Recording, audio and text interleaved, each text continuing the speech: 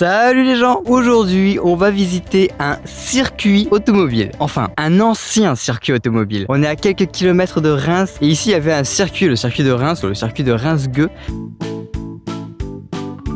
qui malheureusement n'existe plus aujourd'hui, mais il y a toujours les stands qui sont présents. Alors il faut savoir que le circuit passait par une départementale, une nationale et tout, qu'il fermait évidemment pendant le circuit. Et là du coup, on se retrouve au bord de cette départementale qui est assez empruntée et on va voir plein de stands de Formule 1 sur le bord de la route. On se demande ce que ça fout là quand on sait absolument pas ce que c'est, quand on sait absolument pas qu'il y avait un circuit ici. Et c'est trop beau, c'est vraiment trop beau. J'y suis passé hier soir de nuit, c'était impressionnant de voir ça de nuit. Et là je le vois là un peu au loin et tout, j'ai pas encore vu en détail, mais c'est trop stylé. Au bord d'une départementale, on a des stands de Formule 1.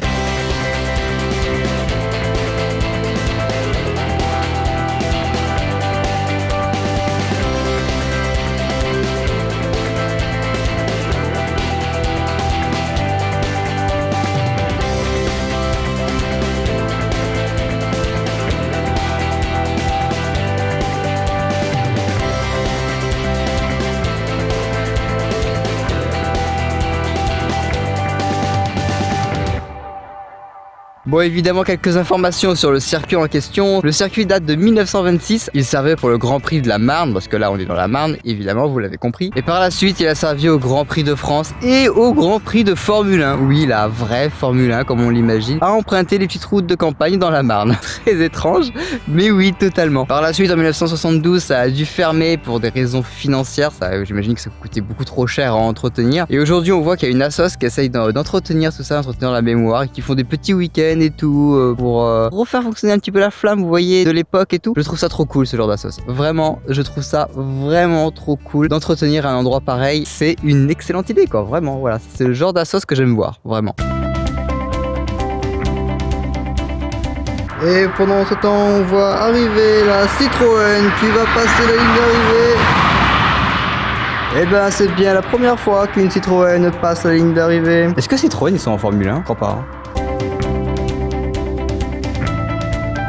Alors là, je ne sais absolument pas ce que c'est. Il y a un panneau là-bas. C'est pas un truc pour les lumières, ça, à la base, non? Non, il y a une grosse antenne. C'est peut-être pour la diffusion à la télé. Aucune idée. On va aller voir ça. Eh bien, c'est tout simplement un panneau d'affichage. Je pensais que c'était un truc, une antenne ou quoi, mais pas du tout. C'est un énorme panneau d'affichage. Vous imaginez-vous, ici, il y avait une putain de ligne droite. Et juste ici, c'était l'arrivée, en fait. Là où on est, c'était l'arrivée. L'arrivée et le départ, évidemment. Le prix au litre, 6 francs 66, ça fait 1 euro le litre. Ah, du coup, je vais peut-être faire le plein ici, moi. Attends. J'ai envie d'appuyer, mais je devrais pas. Non, je pense à les purger. Ah, on peut pas appuyer. C'est trop stylé. J'arrive à la remettre. Oui, c'est bon, elle est mise. Je viens de remarquer un truc. Alors c'est marqué poste numéro 2, je sais pas si c'est un poste de secours ou un truc comme ça. Si c'est un poste de secours et qu'il s'appelle Calvaire, j'ai pas envie d'être secouru, moi je te le dis.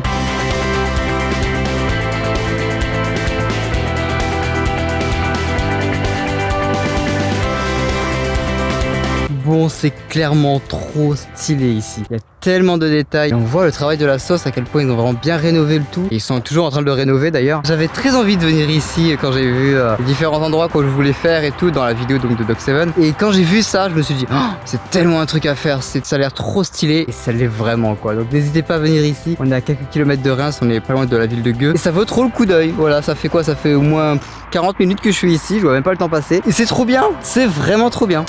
Bon, c'est bien beau ce circuit, mais on va pas faire que ça aujourd'hui. On va aussi aller visiter un château. Et oui, en vrai, on va pas visiter qu'un seul château. On va en visiter ni même 2, mais 3 châteaux. Enfin, j'espère visiter le 3e parce que vu l'heure qu'il est, va falloir que je me bouge. Sinon, je sens que je vais encore arriver à la fermeture. Et les oiseaux, vous pouvez vous taire? Bref, là on est au château de Fer, c'est un château du 13e siècle et vous voyez un peu sa particularité qui est juste derrière moi, il a un pont justement collé au château. C'est très bizarre, mais on va aller voir ça.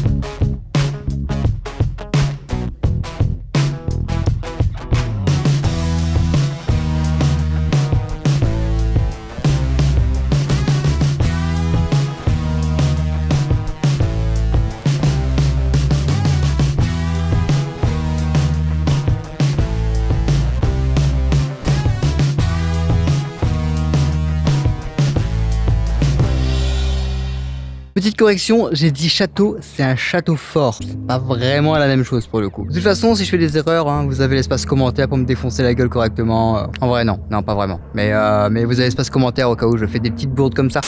Bon, nous on va avancer, on va aller voir les 2 autres châteaux avant qu'ils ferment. C'est un petit peu la course aujourd'hui, hein, je vous avouerai.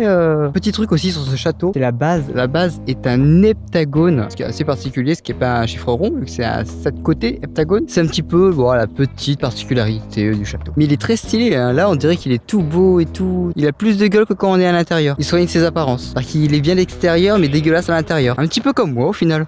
Bon, il se trouve que j'ai un petit peu chaud, du coup, je vais me changer. Je vais mettre un petit t-shirt et on va faire une petite transition nulle. Vous allez voir. Je vous l'avais dit que la transition serait nulle, hein. Bon, nous voilà au 2e château. On est au château de Ménéché ou Menché, ou je ne sais pas trop comment on dit ce village. Bref, c'est un château du 19e siècle. Et c'est un petit peu le château du profiteur, parce que celui qui a construit ce château, en fait, il est devenu riche grâce au père de sa femme qui vendait les œuvres d'art. Et voilà, quoi. Qui profite mal à qui? Non, c'est quoi l'expression? Je sais plus. Enfin bref, ça lui apprendra à profiter. Son château n'a jamais été terminé. Par contre, il est beau, hein. Il est en ruine, mais il est beau.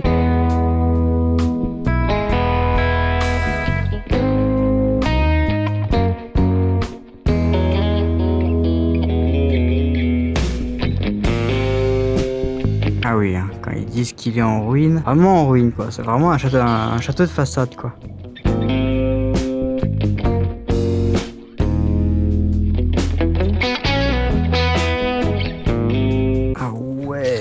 D'accord. Vous avez vu ça? C'est l'épaisseur du sol. Ici c'est le sous-sol et là c'est le premier étage, enfin le rez-de-chaussée.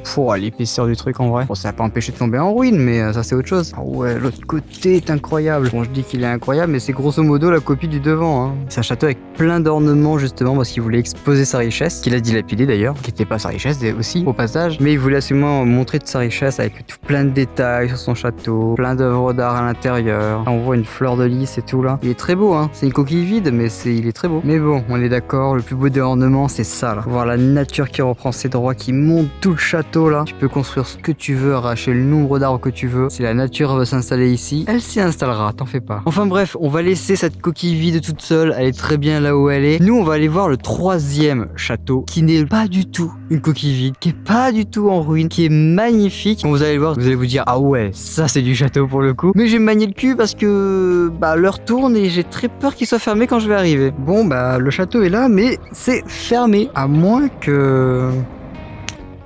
Et en plus de ça, je fais apparaître des voitures. On est au château de Pierrefonds, château du 14e pour partie, et l'autre partie c'est du 19e siècle. Et pour tout vous dire, je l'ai vu de loin en voiture, il était tellement imposant. Et franchement, il a pas l'air dégueulasse.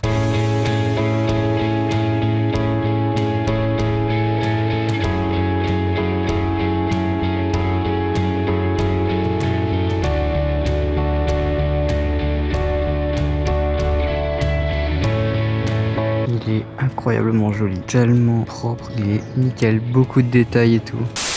Bon, il faut que je vous explique un truc. Cette nuit, j'ai dormi ici. Vous voyez, je suis pas vraiment dans la ville. Vous voyez, la ville est là-bas. Et encore de l'autre côté, derrière moi, vous voyez, il y a le stade municipal, un truc comme ça. Bref, je suis pas vraiment dans la ville, mais je suis pas très loin, quoi. Je suis pas non plus en pleine pampa. Bref, cette nuit, donc, j'ai dormi ici et j'étais bien, vraiment. C'était un endroit très très calme, aucun bruit. J'étais mais vraiment bien, quoi. Et puis, je suis dans ma voiture, j'ai les volets de poser et tout, le rideau aussi avant qui est mis. Et il faut savoir que là, on n'est pas loin de la forêt de Compiègne. On est même dedans, la forêt de Compiègne, si j'ai pas de bêtises. Et à un moment, je sais pas pourquoi, il y a eu plein de bruits d'animaux, mais vraiment plein. Après, rien d'étonnant, on est dans une forêt, des bruits d'animaux, c'est un petit peu logique, j'ai envie de dire. Sauf qu'il y avait des bruits d'animaux, ils étaient pas identifiables. Vraiment, je veux dire, une chouette, bon ok, tu le reconnais, un genre de brame de cerf ou je ne sais trop quoi, ok, ça se reconnaît. Mais là, il y avait des cris, franchement, ça n'existe pas ce cri-là, c'est pas possible. Mais bon, je me dis, oh ça va, je suis quand même en forêt, ça va, je panique pas trop. Et je suis toujours dans ma voiture, je dors pas, je suis sur mon téléphone en train de bouiner, je sais même pas ce que je foutais d'ailleurs en ce moment-là, mais c'est pas grave. Et à un moment donné, j'entends un truc, on va appeler ça un truc, parce que je ne sais absolument pas ce que c'est, qui a frotté le pare-choc avant de ma voiture. J'étais pas bien. Alors je me doute que c'est un animal qui a dû, je sais pas, frotter, ou peut-être un chien errant, ou je ne sais pas. Mais bon, j'étais pas bien. Je me dis, il y a quand même un animal qui est à côté de ma voiture, donc je sais pas ce que c'est. Est-ce que ça peut casser le carreau? Tu vois, je commence un petit peu à psychoter. Et même si je suis dans ma voiture, voiture et que je sais que je suis en sécurité. Et je me dis, attends, mais si c'est pas un animal, si c'est un humain. Et alors là, à ce moment-là, je me suis mis à psychoter comme jamais. J'ai eu trop peur. J'étais dans ma voiture, je faisais aucun bruit. Je faisais en sorte que mon sac de couchage ne fasse pas de bruit ni rien. J'étais pétrifié dans ma voiture et le seul truc que j'ai fait... C'est là, vous allez dire, putain, mais t'es débile. C'est que j'ai sorti mon couteau que j'ai dans mon sac à dos. Parce que je me suis dit, si c'est un humain et qu'il est là pour m'agresser, il faut que j'ai un moyen de défense, vous voyez. Et du coup, j'ai sorti mon couteau, j'ai sorti ma lampe torche, comme ça je pourrais toujours l'éblouir et lui faire peur. Bref, je suis rentré dans une psychose pas possible. Et clairement, c'est là que je me dis que, vous voyez, on dit, c'est bien de voyager parce qu'on apprend des choses, on visite des lieux qui sont sympas, qui sont plutôt jolis, tout ça. Mais aussi, le voyage, ça forge le voyage, en fait. Parce que c'est là que je sais que maintenant, quand je suis dans une ville, je dors pas au bord de la ville, je dors dans la ville, je suis clairement plus en sécurité dedans et plus jamais, mais alors plus jamais je dors à l'orée d'un bois ou un truc comme ça, jamais, plus jamais, j'ai eu trop peur. Enfin bref, c'était ma petite anecdote de cette nuit. Enfin bref, dans tous les cas, moi je vais vous laisser là, je vous remercie d'avoir suivi cette vidéo, on se retrouve évidemment la semaine prochaine pour la suite. Comme d'habitude, les petits moyens de soutien, le petit like, évidemment si vous ne connaissez pas la chaîne ou si vous avez envie de mieux me soutenir, vous pouvez vous abonner, parce que je sais que beaucoup de gens regardent d'ailleurs les vidéos et ne sont malheureusement pas abonnés. Et... oh, ça serait cool qu'on puisse atteindre les 1000 abonnés, ça serait cool, ouais, bon, bref. Vous savez pourquoi je veux les 1000 abonnés, en vrai? Parce que je veux avoir accès à l'onglet communauté pour pouvoir vous parler. C'est stupide, hein, vous allez me dire, c'est juste un onglet, tu peux nous parler sur les réseaux sociaux, tout ça. Mais je trouve que c'est plus simple de tout mettre sur une seule et même plateforme. L'onglet communauté sur YouTube est trop bien, parce que je peux tellement vous avertir de plein de choses là-dessus. Et j'aimerais bien y avoir accès. Donc bon, si vous voulez soutenir la chaîne, évidemment, n'hésitez pas à vous abonner. Je vous remercie par avance. Et évidemment, on se dit à la prochaine. Allez, ciao!